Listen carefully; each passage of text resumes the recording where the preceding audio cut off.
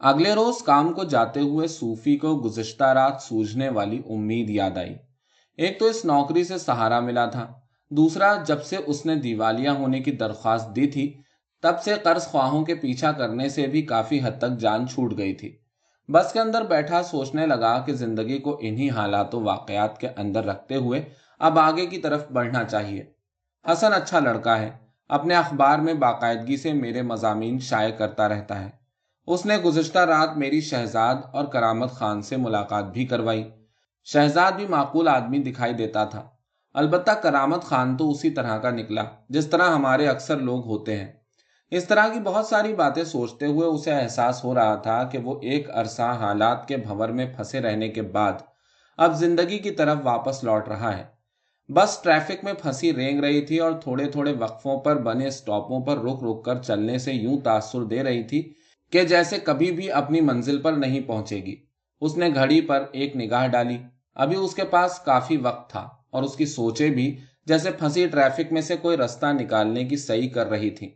उसे गुज़िश्ता रात को सूझने वाला अपना मुस्तकबिल का मंसूबा याद आया। मंसूबे भी कैसे फौरी सूझ जाते हैं, मगर उनको अमली शक्ल देते देते पूरी उम्र बीत जाती है। उसे मंसूबे की याद के साथ उससे मंसूब हकीकत का एहसास भी हुआ। लोगों की तो उम्रों के दौरान उनके मंसूबे भी परवान नहीं चढ़ते और बहुत सौ की उम्रों में तो मंसूबों के पैदा होने तक की नौबत नहीं आती। उसका जहन अब इस तरह के ख्यालों की तरफ चल पड़ा। अचानक एक स्टॉप से एक लड़की बस पर सवार हुई जिसकी मौजूदगी को बस के अंदर बैठे हर शख्स ने महसूस किया। लड़की लातीनी, अमरीकी, यूरोपियन और काली नस्लों का इम्तिजाज दिखाई देती थी। उसके सडोल बाजुओं में सफेदी और भूरे रंग की बाहम झलक धूप छांव के शेड जैसी थी। उसकी इंतहाई मुतनासिब छातियां उसकी कमीज के खुले बटनों के नीचे बस में बैठे तमाम जवान बूढ़े मर्दों के मुंह को आती थी। उसका पूरा जिनसी सरापा बस ड्राइवर को भी मामूल से हटकर बैक मिरर में उसे देखने पर माइल कर रहा था। अपने पास खड़ी उस लड़की को देखते हुए सूफी सोचने लगा कि कभी इस तरह की लड़कियों के साथ सोने के भी वो मंसूबे बनाया करता था। फिर उसे ख्याल आया कि वो कोई बड़े से बड़ा मंसूबा बना सकता है, लेकिन अब अपनी जिंदगी में ऐसी लड़की के साथ का ना तो कोई ख्वाब देख सकता है और ना कोई मंसूबा बना सकता है। कितनी अजीब बात है, जब मैं पाकिस्तान होता था तो ख्वाबों ख्यालों में हॉलीवुड और बॉलीवुड समेत कैसी कैसी हुस्न की देवियों के बारे में यकीन कर लेता था कि उनमें से किसी का साथ जिंदगी में कभी ना कभी मुमकिन है। और अब जबकि मैं नित नई परियों के चलते फिरते जहान में रहता हूं तो किसी हसीना के मिलने का इम्कान नजर नहीं आता। जिंदगी जिम्मेदारियों और फिक्रों के ऐसे लगे बंधे गोशवारों में बंधी हुई है कि किसी जायद इम्कान की गुंजाइश ही नहीं। वो लड़की को बस में मौजूद तमाम मर्दों की तरह कनखियों से देखता हुआ सोचता रहा। अचानक उसे रात सलमा के साथ लड़ाई के बाद वहशियाना सेक्स का अमल याद आया। सूफी को उस रोज बहुत खुशी हुई जब वो कई महीनों की मेहनत के बाद मकामी यूनिवर्सिटी में इंजीनियरिंग के कोर्स में दाखिला लेने में कामयाब हो गया। अगरचे उसकी मेहनत और मसरूफियत में बहुत इजाफा हो गया था, लेकिन वो दिन को पढ़ता, रात को सिक्योरिटी गार्ड की नौकरी करता, कभी कभार हसन के अखबार के लिए उर्दू के मजामीन भी लिख लेता, कभी कभार सलमा के साथ वहशियाना सेक्स करता, अपनी बच्चियों को बड़ा होते देखकर इत्मीनान महसूस करता। उसे लगता कि जैसे वो अपनी जिंदगी के किसी मंसूबे पर रवां दवा है और अब मौत ही इन मंसूबों में रुकावट डाल सकती है। उसने जब से जिंदगी का बीमा करवाया था तब से जैसे मौत के अनजाने खौफ से भी निजात मिल गई थी। शायका उसके जहन से महव होती जा रही थी।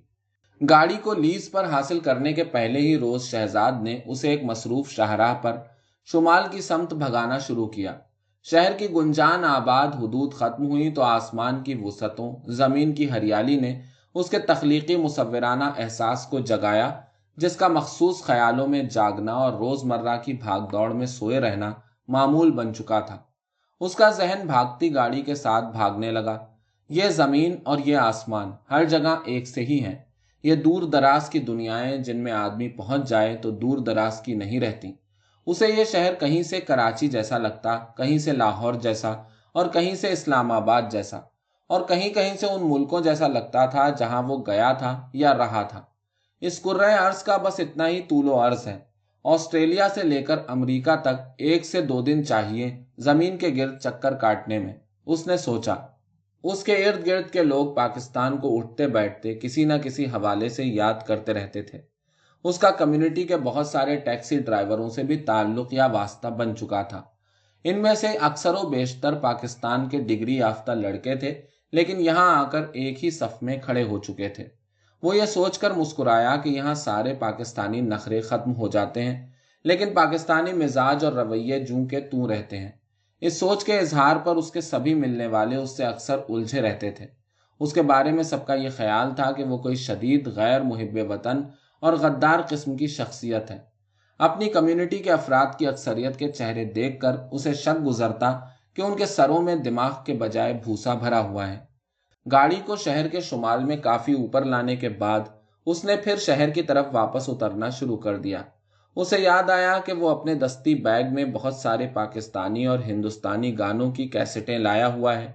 ہاتھ میں جو 2 کیسٹیں آئیں ان میں ایک نور جہان اور دوسری مسعود رانا کے پنجابی فلمی گانوں کی تھی۔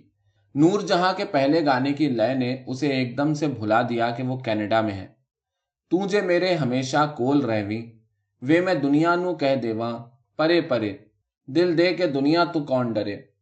گانے کے ساتھ لاہور کے لکشمی چوک اور میکلوڈ روڈ کی کڑھائیوں اور تووں پر ٹکاٹک کی آوازیں آنے لگیں۔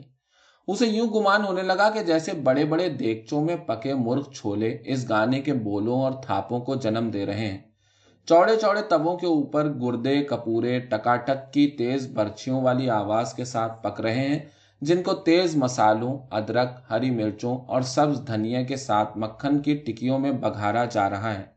ارد گرد کے قریباً درجن بھر سنیماؤں کی دیو ہیکل دیواروں سے بھی بڑے فلموں کے سائن بورڈ دھوئیں اور مسالوں میں ناچ رہے ہیں۔ کڑاہی گوشت والے کی دکان میں لوڈی ہے جمالو پاؤ، لوڈی ہے جمالو کی گونج تھی۔ مرغ چھولے والے کے پاس تجھے میرے ہمیشہ کول رہویں کا ریکارڈ بج رہا تھا۔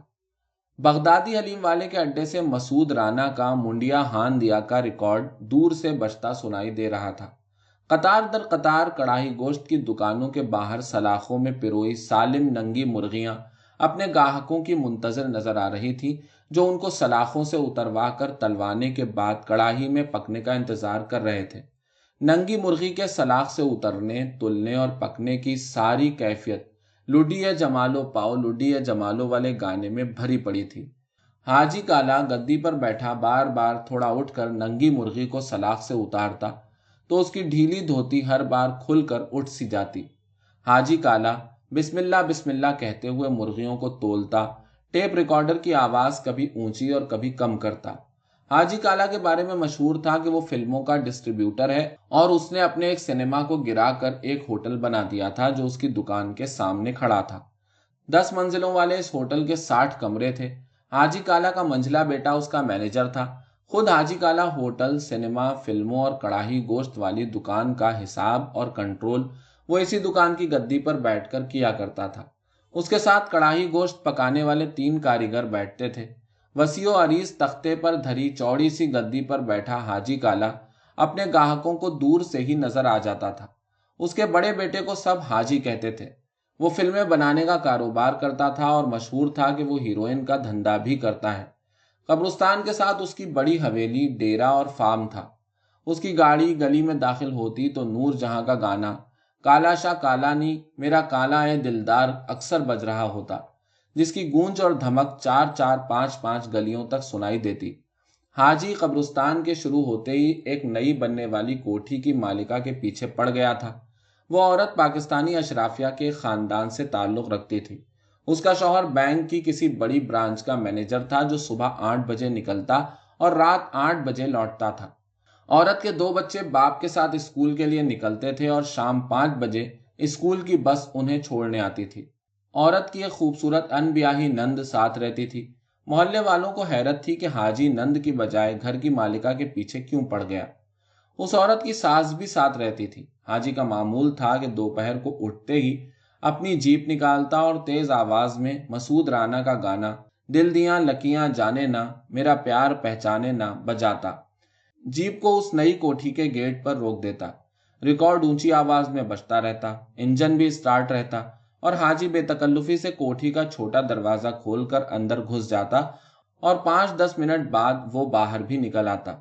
باہر نکلتے ہوئے اس کی بانچیں کھلی ہوتی۔ سامنے چوبارے پر رہنے والی اماں ہاجرہ کھڑکی پر بیٹھی یہ منظر روزانہ دیکھتی۔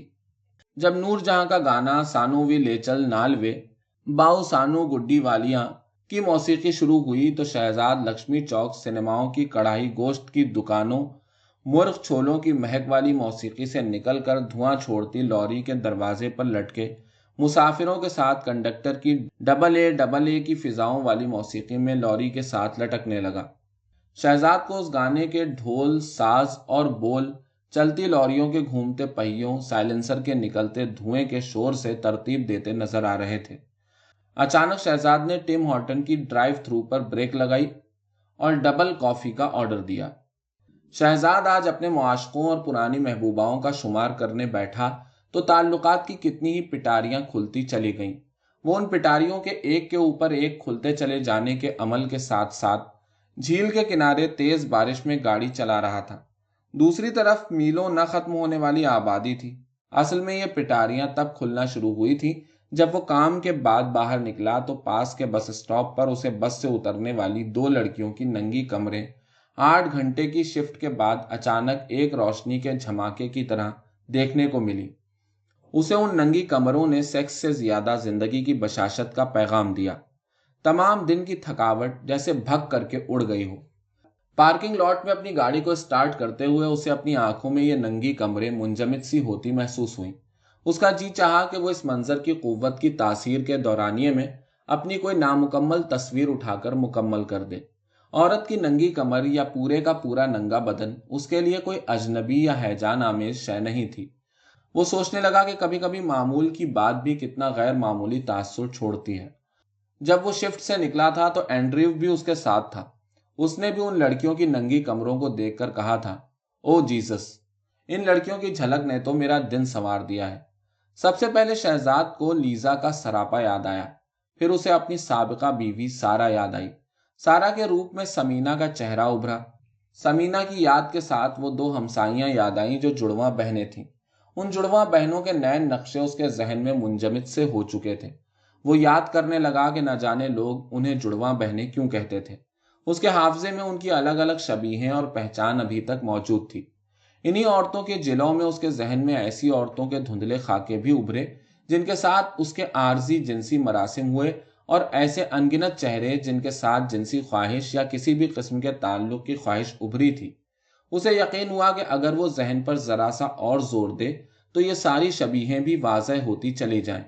अचानक एक गैर जरूरी सा ख्याल पैदा हुआ कि क्यों हर वक्त गुजरे वक्त की बातें, यादें और चेहरे जहन के गुंबद में घूमते और गूंजते रहते हैं।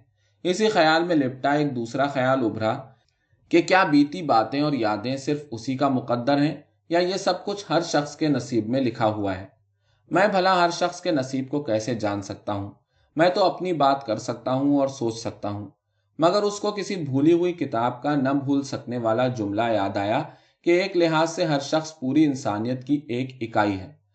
हर शख्स की सोचें, यादें, हिस्सियात, अमल, रद्द अमल, जिबिल्लतें और ज़रूरियात का अंदाज सब इंसानों जैसा ही होता है। गाड़ी के वाइपर से तेज बारिश के उतरते पानी की तहें हर लहजा साफ होने के अमल के साथ साथ सोचों और यादों को तह दर तह जमाए जा रही थीं और साथ ही साथ उन तहों को उतारती भी जा रही थीं। वो ये मुख्तसर सा नतीजा अख्ज़ करके थोड़ा मुतमईन हुआ कि इंसान के दिमाग की साख्त ही ऐसी है। फिर वो इस हकीकत को शामिल करके मजीद मुतमईन हुआ कि बिल्कुल मुख्तलिफ दुनिया से आए हुए मुझ जैसे मुहाजिर में तो कई दुनियाएं बैक वक्त बसेरा किए रखेंगी, और ख़ास तौर पर इस दुनिया में जहां दुनिया भर की दुनियाओं से आए हुए लोग अपनी अपनी सोचों और यादों के साथ आए हुए हैं। ये सब लोग जब यहाँ दफन हो जाएंगे तब उनकी मदफून हड्डियाँ और सड़ी हुई खाक उनकी आइंदा नस्लों को शायद इतनी मुतजाद यादें विरसे में न छोड़ें। ख्यालों की इसी मुठभेड़ में उसने गाड़ी घर के करीब प्लाजा में एक अफगान पिज़्ज़ा स्टोर के सामने खड़ी की। अगरचे ये पिज़्ज़ा स्टोर तो यहाँ के आम पिज़्ज़ा स्टोरों जैसा था, मगर चूंकि उसका मालिक और उसमें बेशतर काम करने वाले अफगान या पंजाबी थे, उसे ये अपने यहाँ के अफगान नान भाइयों की दुकानों की याद दिलाता था। अंदर लोगों की एक कतार लगी थी। सभी शाम के उस डिनर टाइम के लिए अपने अपने पिज्जों की पिकअप या फिर अवन से ताज़ा निकलते स्लाइसों के इंतजार में खड़े थे।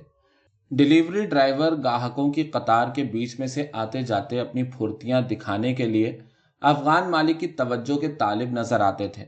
اسٹور کے اندر اور باہر حتیٰ کہ پورے پلازا میں ہر طرف چیز، پیپرونی، بیکن اور پیزوں کے کرسٹ کی خوشبو پھیلی ہوئی تھی۔ یہ خوشبو سے اچھرا لاہور کی ان کلچوں کی دکانوں کی یاد بھی دلا رہی تھی جہاں سرے شام ہی آلو اور قیمے والے نانوں کے تندوروں سے نکلنے کے انتظار میں لوگ بے تاب کھڑے ہوتے تھے۔ اس مماثلت کے احساس کے ساتھ اس کا ذہن لاشعوری طور پر ٹورنٹو کے اس پلازا کے باہر فروٹ چاٹ، دہی بھلے کی ریڑھیوں کو تلاش کرنے لگا جہاں وہ اپنی زبان کے چٹخارے کی تسکین کر سکے۔ فروٹ چاٹ، دہی بھلے کی ریڑھیاں یا اسٹال اس پلازا میں نہ سہی مگر آدھ گھنٹے کے فاصلے پر پھیلے انڈیا بازاروں کو جانے کی صورت میں یہ تسکین پوری ہو سکتی ہے۔ یہ سوچ کر وہ جی ہی جی میں مسکرایا۔ اس دنیا میں اپنی دنیا کی باتیں، یادیں اور چٹخارے صرف یادیں ہی نہیں رہیں بلکہ حقیقت کا روپ دھار چکی ہیں۔ اس خیال کے ساتھ بیچ بیچ میں ابھرنے والے بیگانگت کے احساس سے جیسے تھوڑی دیر کے لیے پھر چھٹکارا مل گیا ہو۔ پیزا کی اس قطار میں کھڑے جب اس کے آرڈر دینے کی باری آئی تو اس نے حسب معمول میڈیم سائز کے کینیڈین نامی پیزا کا آرڈر دیا۔ بیکن، پیپرونی اور مشروم سے آراستہ پیزا کا آرڈر لکھتے وقت افغان مالک زیر لب مسکرایا۔ اس کے لیے شہزاد کا یہ ہفتہ وار آرڈر ہر بار ایک ہلکے سے ذہنی جھٹکے کے برابر ہوتا تھا کہ بھلا ایک پاکستانی کس طرح بیکن اور پیپرونی سے آراستہ حرام پیزا کا آرڈر دے سکتا ہے۔ آرڈر دے کر شہزاد پیچھے ہٹ گیا اور تازہ تازہ پیزا پر دانے دار سرخ مرچوں کے چھڑکاؤ کا تصور کر کے منہ میں پانی اور معدے میں بھوک کی انتہا کو جذب کرنے کی کوشش کرنے لگا۔ اسے افغان مالک کی زیر لب مسکراہٹ کی وجہ کا اندازہ تھا۔ اصل میں اس وقت اسٹور کا مالک بہت مصروف تھا، ورنہ وہ ضرور اس کے ساتھ تھوڑی گپ شپ کرتا۔ پیزا تیار ہونے کے وقت کے دوران وہ اسٹور سے باہر چلا گیا اور معدے سے لے کر جنسی بھوک کے اس دورانیے میں پلازا کی راہداریوں اور پارکنگ لاٹ سے گزرنے والی ہر لڑکی کو اس کی اصل نئے نقش سے زیادہ حسین تصور کرنے لگا۔ لڑکیوں کو تاڑنے کے دوران پلازا کو گھنے درختوں میں گھرا دیکھ کر اسے خیال آیا کہ آخر اتنا خوبصورت ملک اسے مصنوعی سا کیوں لگتا ہے۔ لاہور، اسلام آباد اور کراچی کے پوش علاقوں کی صفائی ستھرائی اسے کسی طلسمی دنیا میں لے جاتی تھی، مگر یہاں کچھ ایسا محسوس ہی نہیں ہوتا تھا۔ کئی بار اس خیال کے پیدا ہونے کا پہلی بار اسے کوئی معقول جواب سوجھا۔ شاید یہاں لوگوں اور جگہوں کا حسن ہر سو اتنا پھیلا ہے کہ آنکھیں اور ذہن اس کو معمول کی بات طے کر چکے ہیں، جبکہ وہاں کبھی کبھی اور کہیں کہیں نظر آنے والی خوبصورت جگہیں اور شکلیں اپنے ارد گرد کے تناظر میں یوں چونکاتی ہیں کہ آدمی ان کے سحر میں ہی گرفتار ہو جاتا ہے۔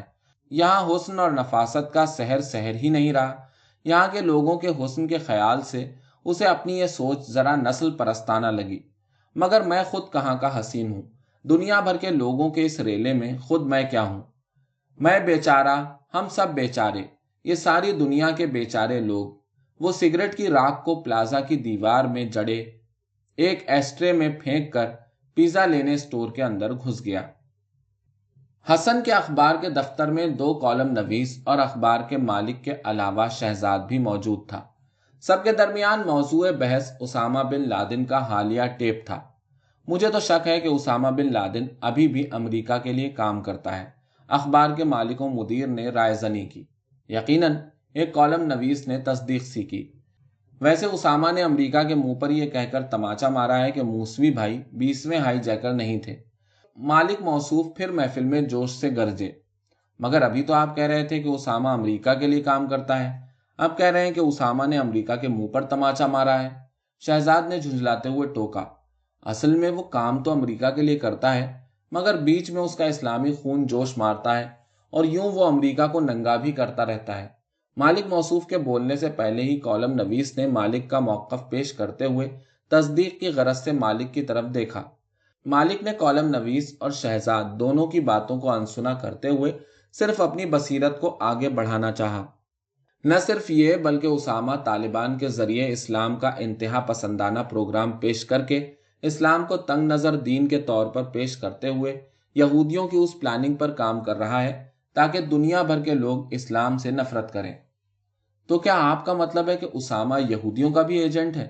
حسن نے بغیر کسی دلچسپی کے محض گفتگو میں حصہ لینے کی خاطر ایک سوال سا داغا۔ وہ روزانہ کی اس بے نتیجہ گفتگو سے کچھ بور سا بھی نظر آ رہا تھا۔ ये कोई पूछने की बात है? अमेरिका और यहूदी तो एक ही चीज है। चंद फीसद यहूदियों ने अमेरिका तो क्या पूरी दुनिया को अपना ताबे बना रखा है, मालिक ने सरजनिश से अंदाज में कहा। जवाब में हसन ये कहना चाहता था कि अगर ये चंद फीसद यहूदी पूरी दुनिया को ताबे कर सकते हैं तो फिर तो वो बहुत लायक और काबिल इज्जत लोग हुए। उनको दुनिया की हर खराबी का जिम्मेदार करार देने की बजाय हम मुसलमानों को अपने जहनों की बेहतर नश्वनुमा करनी चाहिए ताकि हम भी किसी काबिल हो सकें। मगर हसन अपने इन ख्यालात को महफिल में दूसरे कॉलम नवीस की मौजूदगी के सबब पेश न करना चाहता था, क्योंकि वो जानता था कि मौसूफ कॉलम नवीस तो यहूदियों के खिलाफ ऐसे भरे रहते हैं कि उनके हक में जरा सी बात सुनकर आग बगूला हो जाते हैं। हसन अभी कुछ कहने का सोच ही रहा था कि दूसरे कॉलम नवीस ने पाकिस्तानी तालिबान के किसी लीडर के हालिया बयान का हवाला देते हुए अपनी बात शुरू की। किसी ने डॉक्टर ख्वाजा का बयान पढ़ा है क्या? पहले कॉलम नवीस ने इस्तफसार किया। अरे ये वही डॉक्टर ख्वाजा हैं जिनको CIA ने पाकिस्तान से उठवा लिया था। यूं समझो कि पाकिस्तान में अलकायदा के रूहानी सरबराह हैं। उन्होंने टोरंटो स्टार के किसी नुमाइंदे को पाकिस्तान में इंटरव्यू दिया है जो परसों के अखबार में शाये हुआ है। अच्छा, मेरी नजर से नहीं गुजरा। ख्वाजा साहब क्या कहते हैं? मालिक अखबार ने जानना चाहा। मैंने पढ़ा है, बीच में शहजाद ने लुकमा दिया। दूसरे कॉलम नवीस ने शहजाद के मुताले को अहमियत न देते हुए अपनी बात जारी रखी। डॉक्टर साहब मर्द आदमी हैं, कहते हैं मुसलमान को इस दुनिया की परवाह नहीं करनी चाहिए, उसे सिर्फ आखिरत का ख्वास्तगार होना चाहिए। उन्होंने उसामा बिन लादेन के साथ अपनी मुलाकात का भी बिला खौफ व खतर एतराफ किया है। अच्छा, फिर तो वाकई ही मर्द आदमी है। वैसे सिद्दीकी साहब अलकायदा का नाम तो 11 सितंबर तक कोई जानता भी न था। अचानक ये नाम यहूदी मीडिया पर बड़ी प्लानिंग के बाद सामने आया। बाकी दुनिया की बात तो बात की है, खुद मुसलमानों ने यह नाम पहली बार सुना। लेकिन क्लिंटन ने 11 सितंबर के वाक़े से कई साल पहले अलकायदा का नाम लेकर उसामा बिन लादेन के जिंदा या मुर्दा पकड़ने की मनादी करा दी थी। शहजाद ने हाजरीन को याद कराना चाहा। तब यह नाम जरूर सामने आया था, मगर न ये किसी को याद रहा और न किसी ने तवज्जो दी। यूं समझो कि तब से CIA ने 11 सितंबर की प्लानिंग कर ली थी। सिद्दीकी ने इंकिशाफ के अंदाज में कहा। मगर शहजाद के लिए यह इंकिशाफ न था। वो कई इस्लामी हलकों से इस तरह के इंकिशाफ पहले भी सुन चुका था। तो फिर क्या डॉक्टर ख्वाजा भी अमेरिका के लिए काम करता है? शहजाद ने झुंझलाकर पूछा। हो सकता है, मिस्टर सिद्दीकी बोले, मगर अभी आप उसे मर्द आदमी कह रहे थे, इसका क्या मतलब है? शहजाद सिद्दीकी या किसी और सहाफ़ी की लंबी तकरीर शुरू होने से पहले ही यह मसला हल कर लेना चाहता था। देखो मियाँ, कुछ भी मुमकिन है। दूसरे कॉलम नवीस ने अपनी मोटे शीशों वाली ऐनक की ओट से शहजाद पर चुभती हुई निगाह डाली। शहजाद असल में यह जानना चाह रहा था कि अगर कुछ भी मुमकिन है तो फिर असल में क्या मुमकिन है। अगर ये लोग CIA के एजेंट हैं तो फिर इस्लामी हलकों में इनकी पिजीराई क्यों है? अगर ये पिजीराई मगरिब की साजिश है तो फिर ये सारे इस्लामी हलके और मुसलमान ममालिक के अक्सर दानिश्वर मजहबी फरसूदगी और बेवकूफ़ाना बातों की तरवीज क्यों करते रहते हैं? आखिर हम क्यों दुनिया के कंफ्यूज तरीन लोग हैं? उसके लिए ऐसी बहसें नई न थी, मगर हर बार तकलीफ और झुंझलाहट का बायस बनती थी।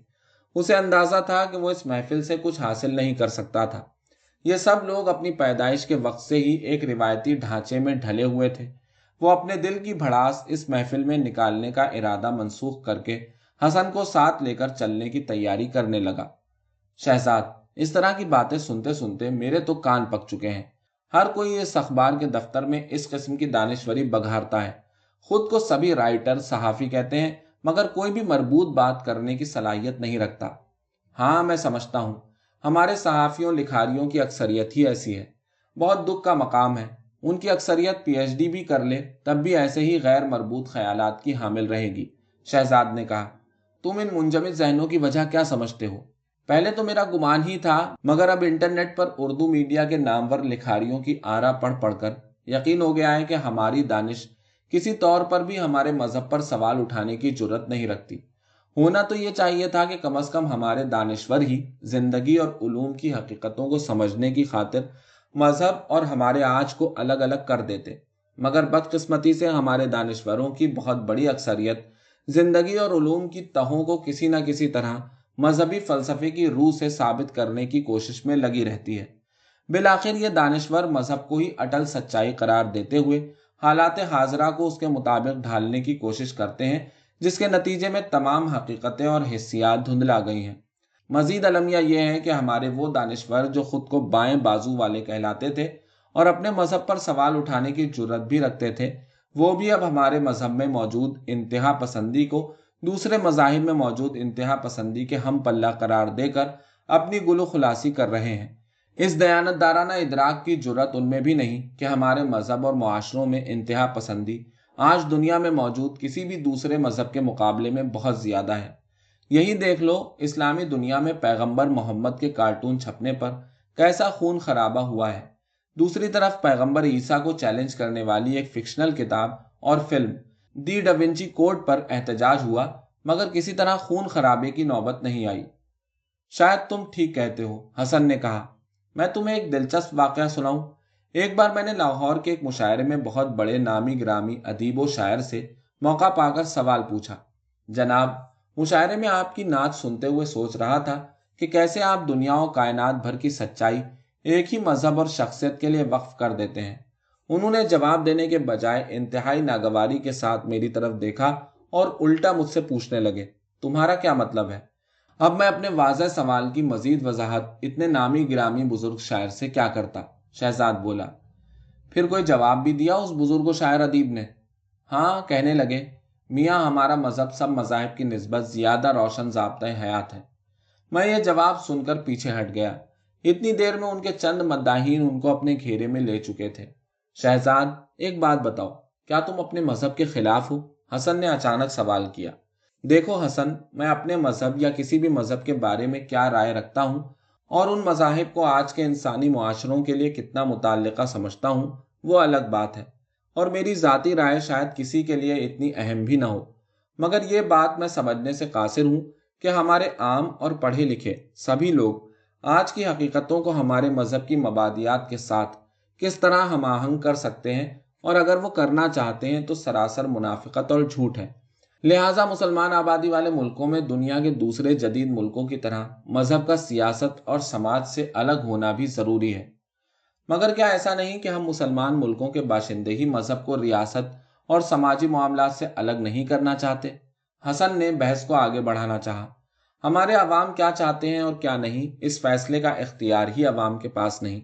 हमारी नाम नेहाद अशराफिया, हुक्मरान तबके, मजहबी इदारे और दानिश्वर जिस तरह चाहें अवाम का जहन बना देते हैं। शहजाद भी बोल ही रहा था कि हसन ने टोक दिया, मगर मैंने तो पाकिस्तान में यही देखा है कि अवाम मजहब के लिए बहुत जज्बाती हैं। किसी भी मजहबी मसले पर मौलवी का भड़काना जरूरी नहीं। अवाम भी गाहे बगाहे मौलवी को भड़काते रहते हैं कि मसलन फला मसले पर खामोशी क्यों है। जैसे किसी पादरी ने थोड़ी सी सख्त बात कह दी तो अवाम मौलवी को याद दिलाते थे कि अब इस पादरी के खिलाफ उठ खड़े होना चाहिए। तुम ठीक कहते हो, मगर यह भी तो देखो कि अवाम की ये जज्बाती तरबियत भी तो मजहबी और रियासती इदारों और अखबारात ने ही की है। बचपन से हम इंडिया के खिलाफ नफरत की दरसी और गैर दरसी किताबें पढ़ते आए हैं, लिहाजा हमारे लिए हिंदुओं से बड़ा दुश्मन कोई नहीं। हालांकि खुद हमारे मुल्क में हिंदू शहरी मौजूद हैं, मगर जब हमारे रियासती इदारे इंडिया के साथ दोस्ती की बात करने लगे तो अवाम में भी भाईचारे की जरूरत का एहसास जागने लगा। यहाँ शुमाली अमेरिका या यूरोप में रहते हुए अगर हम अपनी आंखें और जहन खुले रखें तो ये अलमिया भी देखने को मिलता है कि ऐसा रवैया हम पाकिस्तानी मुसलमानों का ही नहीं, दुनिया भर से आने वाले सभी मुसलमानों का है। यूं लगता है कि सबकी जज्बाती और जहनी तरबियत एक ही नहज पर हुई है। यहाँ तक आते आते शहजाद जैसे एकदम इस मौजू से उकता सा गया। एकदम वो रुक गया। हसन ने भी बात को मजीद आगे न बढ़ाया। अखबार के दफ्तर से डाउनटाउन के मरकजी इलाके तक पहुंचते पहुंचते उनकी बहस तो थम गई, मगर अचानक बारिश ने उन्हें आ लिया। वो भागकर स्ट्रिप टीज क्लब में घुस गए, जहां जाने के इरादे से वो इस तरफ आए थे। क्लब पहुंचने के कुछ देर बाद शहजाद गुज़िश्ता चंद घंटों के बहस मुबाहिसे की कोफ से निकलने लगा। अब उसे सूझा कि किसी दिन इस स्ट्रिप क्लब के माहौल की एक पेंटिंग बनानी चाहिए, जिसमें स्टेज पर नाचती नंगी लड़कियों के पस मंजर में जबानें निकालते तमाशाइयों का हुजूम नजर आए। सामने नजर आने वाली लड़की जैसे अभी से उसकी पेंटिंग में जम सी गई। वो अपनी दोनों छातियों को अपने हाथों के पियाले में मजीद उभारे हुए जाली सा जिनसी हैजान चेहरे पर तारी किए अपने नंगे बदन के नाजुक हिस्सों को कई जावियों से खोल रही थी। जवाब में स्टेज के पास बैठे 2-3 तमाशाइयों ने अपनी जबानों को होठों पर फेरा तो लड़की की हरकत में मजीद फुर्ती पैदा हुई। शहजाद अंदाजा करने की कोशिश कर रहा था कि निस्बतन सांवले रंगत की यह लड़की मॉन्ट्रियाल की फ्रांसीसी निजाद है या फिर इसका ताल्लुक जनूबी अमेरिका से हो सकता है और या फिर यह मशरकी यूरोप के किसी मुल्क से आई हो सकती है। क्लब में अभी बहुत रश नहीं था। टेबल डांस की दावत देने की गरज से कई नीम उरियां लड़कियां तमाशाइयों की मेजों पर मंडला रही थीं। खास तौर पर वो लड़कियां ज्यादा फुर्ती के साथ ग्राहकों को मुतवज्जा कर रही थीं जो ताज़ा ताज़ा नंगा डांस करके स्टेज से उतरी थीं। उन लड़कियों को देखते ही देखते कई ग्राहक अपने साथ पीछे कैबिनों में टेबल डांस के लिए ले गए। यार, आज टेबल डांस ना हो जाए, हसन टकटकी बांधे उस सांवली रंगत की लड़की को नाचता देखे जा रहा था। मैं भी यही सोच रहा हूं, मेरा इरादा तो उस लड़की को साथ ले जाने का है। शहजाद ने जिस वक्त उंगली का इशारा लड़की की तरफ किया, ऐन उसी लम्हे लड़की की नजर उस पर पड़ गई। लड़की ने फौरन आंख के खफीफ इशारे के साथ शहजाद को इशारा सा दिया, जैसे वो उसकी नीयत भांप गई हो।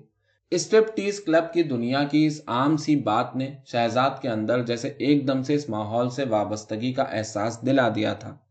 पहले वो यहाँ बेगानगी के एहसास के साथ बैठा हुआ था।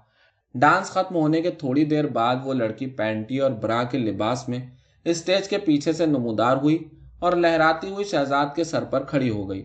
शहजाद भी वक्त जाए किए बगैर उसका हाथ थाम कर खड़ा हो गया और लड़की के पीछे सरकता कैबिन में घुस गया। उस छोटे से कैबिन में आमने सामने 2 बेंच नुमा कुर्सियां जड़ी थीं। उन दोनों में से कोई भी बोल नहीं रहा था। लड़की मुसलसल मुस्कुराए जा रही थी और वो जानना चाह रहा था कि वो कहाँ की है, मगर तेज मौसीकी उसे बोलने का मौका न दे रही थी। इतने में पहला गाना खत्म हुआ तो नए गाने के साथ ही लड़की ने तेजी से पैंटी और ब्रा को एक ही जस्त में उतार फेंका और हाथ के इशारे से टेबल डांस के $20 तलब किए। शहजाद ने वक्त जाए किए बगैर $20 का नोट उसके पिस्तानों के दरमियान रख दिया। लड़की ने बाँछें खोलते हुए वो रकम अपनी तरफ के बेंच पर पड़े अपने पर्स में डाली और नए गाने की धुन के मुताबिक अंगड़ाइयां लेते हुए शहजाद के चेहरे पर जैसे किसी बादल की तरह छा गई। उसके पिस्तान शहजाद के होठों और नाक के सामने लहरा रहे थे। शहजाद को आदाब से ज्यादा कानून का एहसास था कि स्ट्रिपटीज क्लब में लड़की के जिस्म को छूना मना है।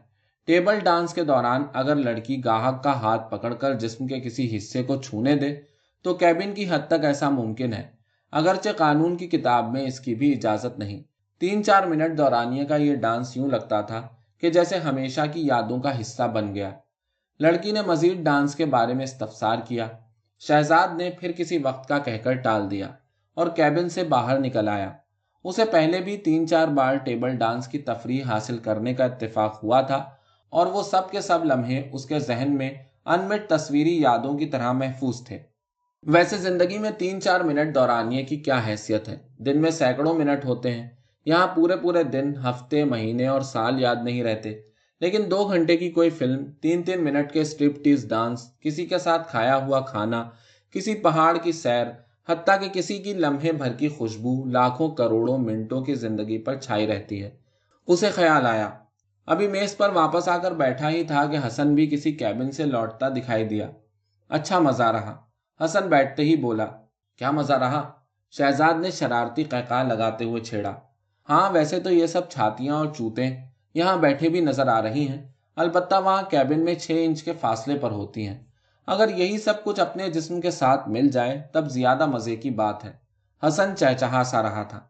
अब की बार शहजाद कुछ बोले बगैर मुस्कुराया और एक ब्लैक ब्यूटी का डांस देखने लगा। शहजाद, तुम्हें एक मजे की बात बताऊं? हसन मामूल से जरा ज्यादा खिला हुआ था। क्या? शहजाद ने ब्लैक ब्यूटी पर नजरें जमाए जमाए पूछा। एक बार मैं मौलाना आसिफी के भांजे के साथ स्ट्रिप टीज क्लब गया था।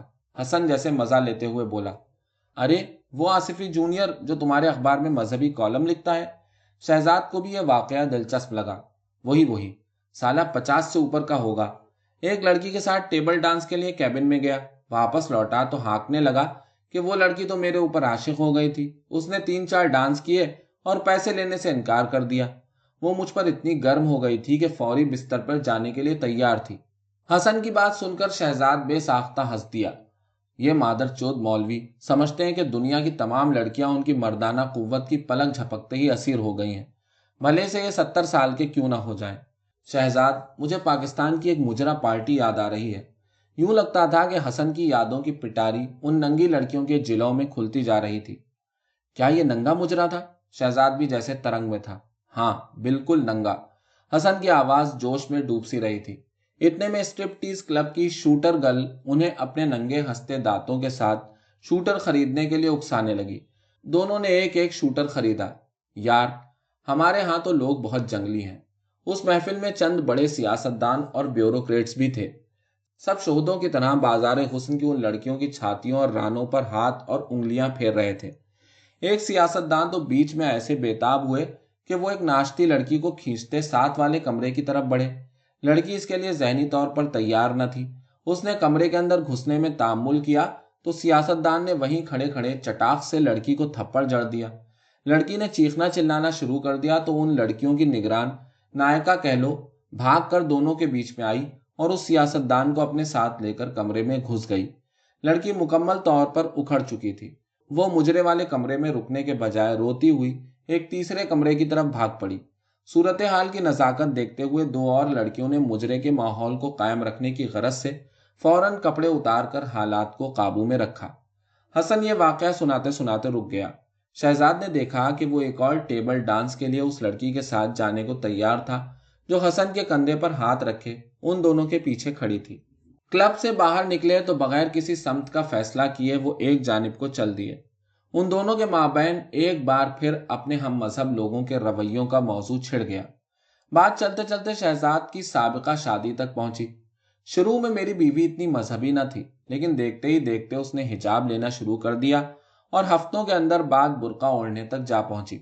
शहजाद ने दरमियाने साइज की कंकरी को अपनी जूती की नोक से उछालते हुए शादीशुदा जिंदगी की दास्तान छेड़ी। मगर हैरत है, तुम्हारी बीवी तो कनाडा में पैदा हुई थी। हाँ, वो बताती थी कि मुख्तलिफ अदवार से वो गुजरी थी। हालांकि उसका बाप डॉक्टर है मगर शदीद मजहबी रुझानात रखने वाला शख्स है।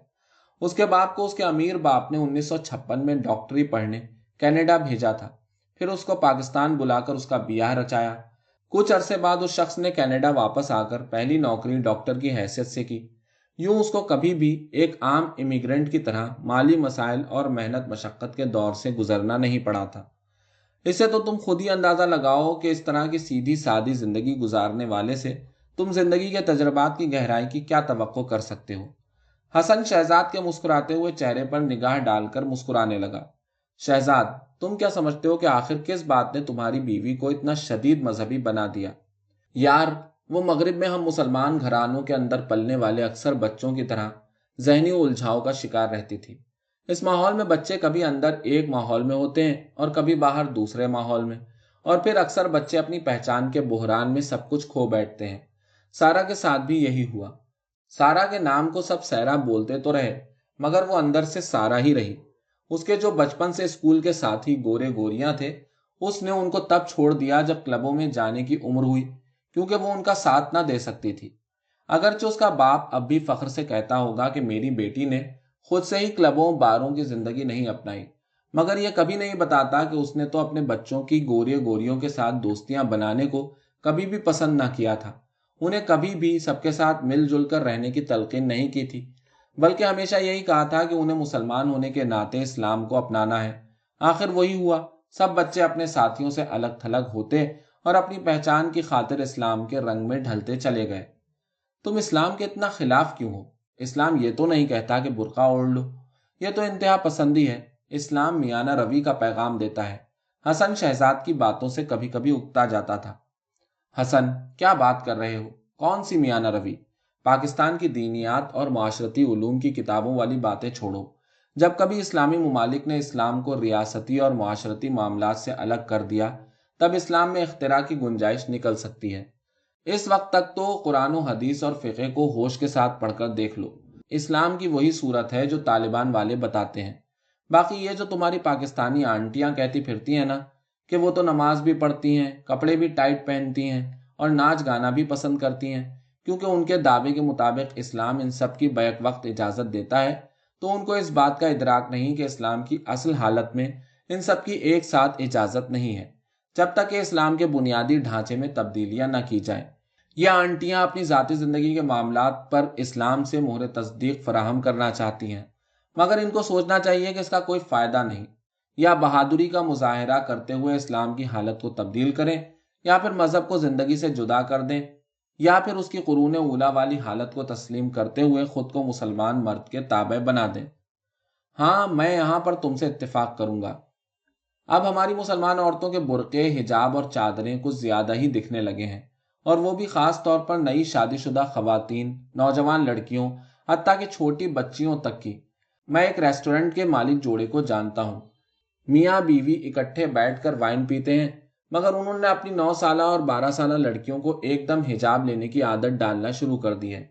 मैंने जब इसकी वजह पूछी तो बच्चियों की माँ का कहना था कि मैं पाकिस्तान की यूनिवर्सिटी में एक मॉडर्न ख्यालात की लड़की होने के बावजूद अपने मजहब से बेगाना न थी, मगर यहाँ पर मेरी बच्चियां मजहब से बेगाना हो सकती हैं।